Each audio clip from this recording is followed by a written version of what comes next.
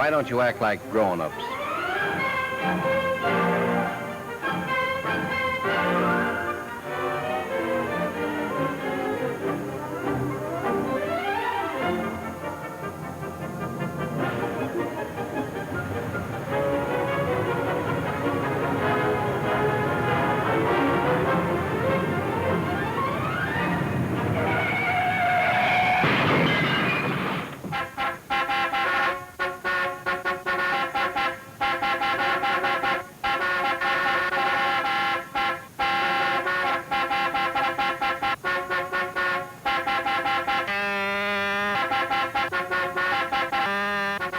Hey, hold on there.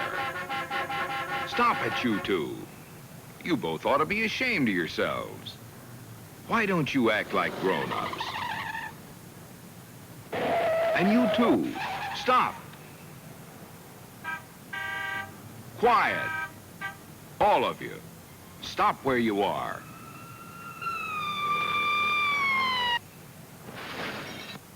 There, that's better. Of course, if you'd rather not listen, go ahead. Just step on the gas. Take off. Let's face it, you can't go forward. So why not go back for a moment? Let's see how you got into this mess in the first place. Come on, all of you, back.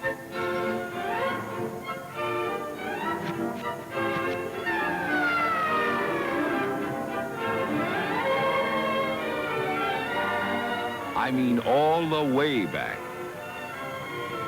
If we want to get to the bottom of things, we've got to go back to the beginning. Of course, there were no traffic problems, but in time, there were plenty of others. Clearing the forests, building the first houses near a crossroad, then the church and the mill. These were gradually connected by footpaths and horse trails. As the settlement grew into a village, paths became roads for wagons and carriages. As commerce and industry thrived, the people sought out easier and faster ways of moving about. But as the city continued to grow, a new form of transportation was stirring the imagination of the daring few who could afford it. The horseless carriage. It was called lots of other things back in those days, but the automobile just got better and better.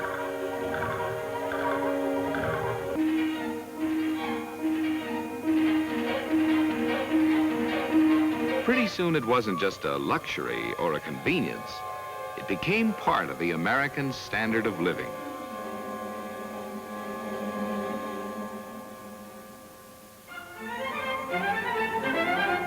Try to imagine what this country would be like without automobiles. It would be impossible to live in many parts of the country without them. For business or pleasure, for travel, for recreation or vacation. There's nothing like a car.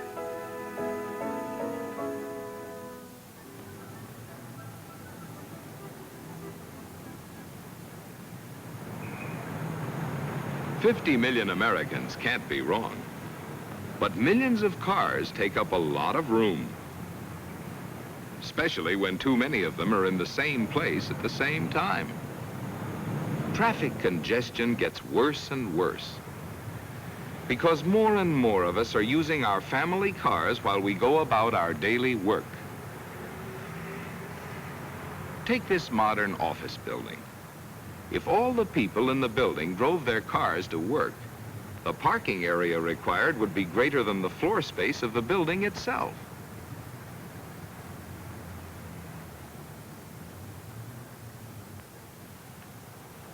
City planners and traffic engineers have been trying valiantly to make more space available for traffic handling.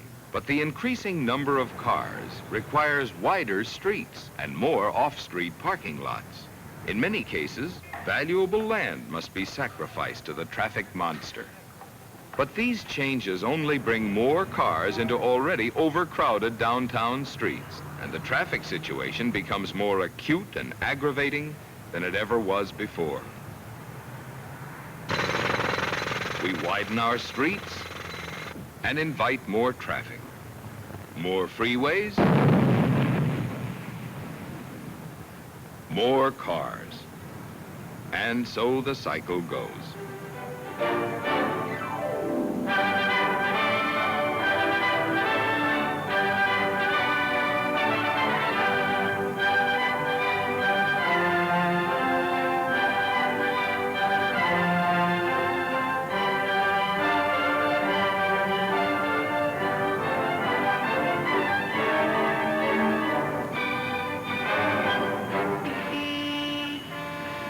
For all the time and money spent, what will it bring us in the city?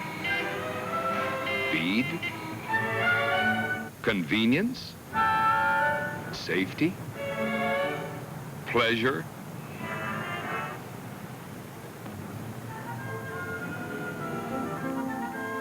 We've been trying to move traffic when the basic intent is to move people. It's the objective in every community to move people to factories and offices, to church, to schools, to a playground, and home again. This ever-growing number of people must move by some practical means into the area where they work, shop, and play. Most cars carry only 1 or 2 people. Within this block, 50 people in 40 cars. No wonder we have traffic congestion. Now, here's a practical approach: public transit. Let's see how it helps solve our problem. A motor bus can carry as many people as all the cars that can be jammed into a city block. One trolley coach provides enough transportation per trip to eliminate the need for as many as 50 parking spaces in a downtown area. A modern streetcar, with its large carrying capacity, handles enough traffic each day to remove hundreds of cars from heavily congested downtown areas. A 4-track system of this type can carry 100,000 people per hour in each direction. To do the same job with automobiles would require more than 100 lanes of highway over a half-mile wide, and costing many times more than the entire rapid transit system. 50 lanes of carrying capacity can be added to a freeway by building a 2-track rapid transit line down the center.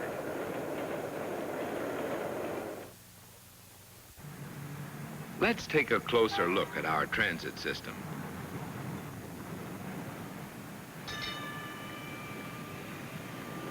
So far as most of us are concerned, public transit is dropping a token into a fare box.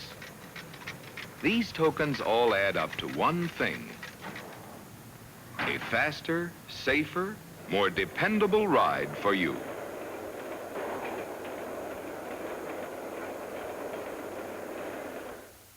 Where do you live? Where do you want to go? What time? How many of you at a time? These questions have all been studied by your transit company.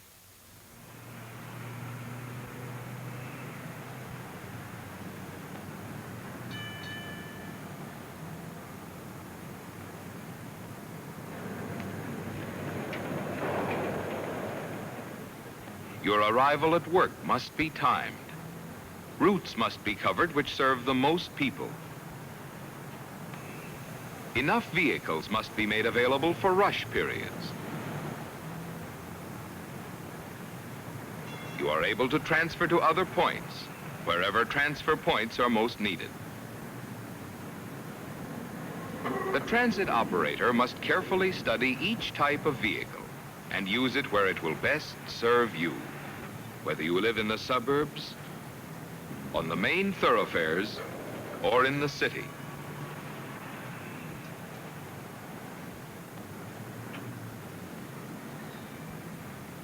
High-speed trains running over private right-of-ways prove to be the most practical way to handle large numbers of people in the large cities.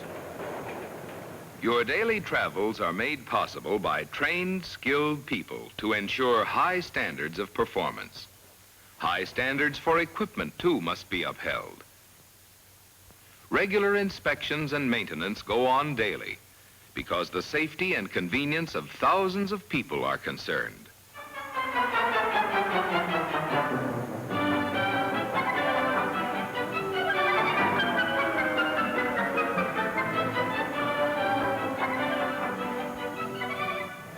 On rapid transit lines, block signals control the safe movement of many trains. The location and movements of each train are controlled through the dispatcher's board.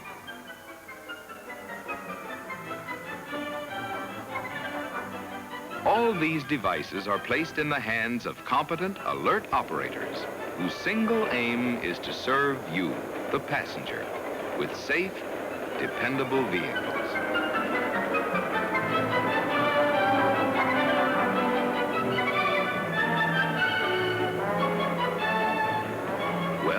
That's public transit in action, a logical solution to traffic congestion. We've come a long way in the last 50 years, and we pride ourselves on our accomplishments. Some car, some pickup. Man, this is really living.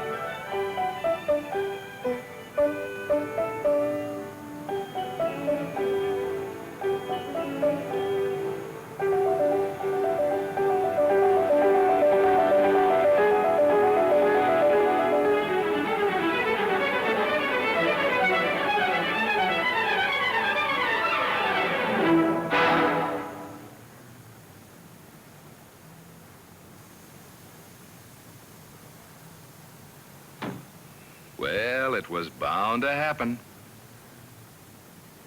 We've been trying to move traffic when the basic intent is to move people. We must move people or our cities will be strangled. To move people, cities must take drastic action. Establish a system of arterial and local streets. Control traffic lighting that speeds the flow to work and home at night. Enforce driving and parking restrictions in heavily traveled streets. Ban parking on main streets during rush hours. Restrict turns at busy intersections. And some cities may have to reserve streets, or at least traffic lanes, for transit vehicles alone. Because one person in one car can delay hundreds of people in the transit system. Your merchants may have to accept deliveries at off-peak hours, and you must give the transit system a fair break in rate and tax legislation. Then, with new traffic laws enforced, surface transit can give the speedy service of rapid transit. It will be even more convenient and practical to park your car outside the downtown area. On the outskirts, there is more room to park, and your transit system will then get you to work comfortably, safely, and in half the time. You will be spared exasperating traffic driving, which is 15 times more dangerous than the transit ride. You will be able to ride to the corner nearest your favorite store. There'll be no fighting for a parking space. Insurance rates will be reduced. Valuable property will be saved for business and industry. And because of reduced congestion, you will speed the flow of the majority who already ride the urban transit system. With more transit patrons, your urban transit system can give you even better, faster service. What kind of a town do you want to live in? If you're sick of fighting traffic now, what do you think it might be like 10 years from now? What do you want? Your town strangled by traffic congestion? Continually mounting costs for street widening? Destruction of valuable property? Increased insurance rates? Or is your town going places, building a sound urban transit system that will speed the travel of people today and help your city grow tomorrow? Stop thinking in terms of moving vehicles. Move people, and your town will be going places.